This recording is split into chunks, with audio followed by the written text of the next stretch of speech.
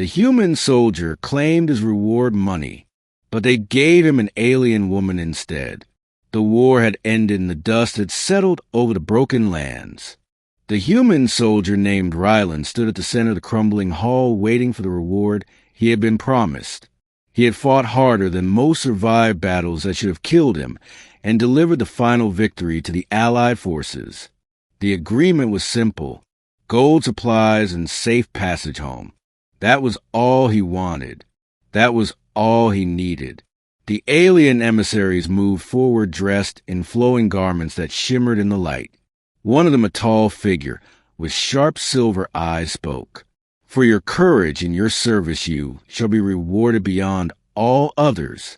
Rylan crossed his arms, not caring for the ceremony. I just want what was promised, he said flatly. Gold, supplies, safe passage. Nothing more. The emissaries exchanged a look that Rylan could not decipher. You shall have your reward, said the tall one. Bring her forth. At his words, the heavy doors at the back of the hall opened. 2 guards entered, leading a woman between them. Rylan frowned. The woman was alien, that much was obvious. Her skin was a soft silver blue, her hair a deep shade of violet, her eyes large and bright like twin moons. She was clothed in fine but simple fabric, and her hands were bound, though she showed no resistance. What is this? Rylan demanded, his voice rising. This is not what I asked for. She is the daughter of the defeated sovereign, said the emissary, his voice calm. By ancient law she is yours. Your prize. Your property. Rylan stared at them in disbelief. He turned to the woman, who met his gaze without fear. I am not a thing, he said through clenched teeth. I do not own people. The emissary inclined his head. If you reject the gift, you reject the reward. There is no gold, no supplies, no safe passage. Rylan swore under his breath. He looked at the woman again. She stood tall despite the chains, proud and defiant even now. He could leave her. He could walk away. But the thought of her left behind in this broken world filled him with a deep unease. I will take her, Rylan said after a long moment, but she is not my property. She is free. The hall filled with murmurs, but the emissary simply nodded. It is done. The bonds were removed, and the woman stepped forward. She did not thank him. She did not bow. She only stood beside him, silent and steady. What is your name? Rylan asked as they left the hall behind them. The alien woman lifted her chin. My name is Saela. I am the last daughter of my house. Rylan nodded. I am Rylan. No titles. No bloodlines. Just Rylan. Saela smiled slightly, the first sign of warmth he had seen from her. Where will we go? She asked. Wherever we can, he said. Together they left the ruined city behind. The road was long and harsh.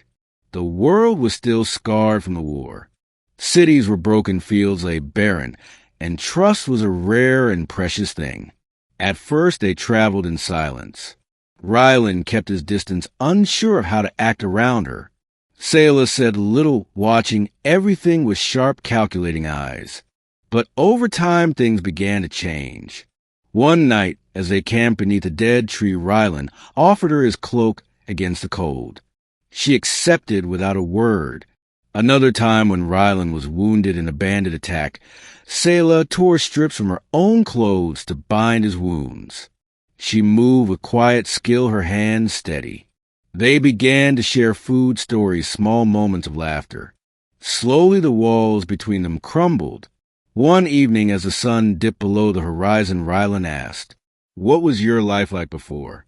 Saela stared into the fire, her eyes reflecting the flames. I was a daughter of a king, she said, but I never wanted power. I wanted freedom. Now I have it. In a strange way, because of you. Rylan shook his head. I did not free you. You freed yourself the moment you refused to bow. Saela looked at him, then a long, searching gaze. You are different, she said quietly. Most would have taken what they were given without question. Rylan shrugged. Maybe I have seen enough change in this life. Maybe I do not want to add more to it. Saela smiled again, a little wider this time. You are a strange man, Rylan of Earth. He grinned. Takes one to know one princess. She laughed in a sound like water over stones, and for a moment the world did not feel so broken. As weeks turned into months, their bond deepened.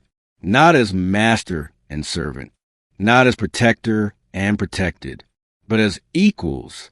They fought side by side against raiders. They built shelters from ruin.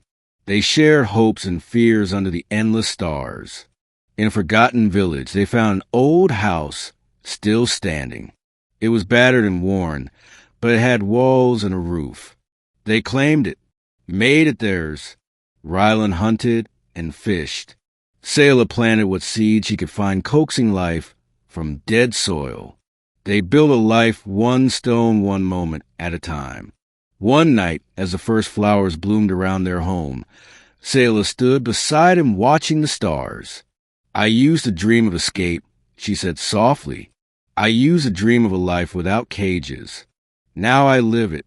Rylan looked at her. You built this life, Saela. You chose it.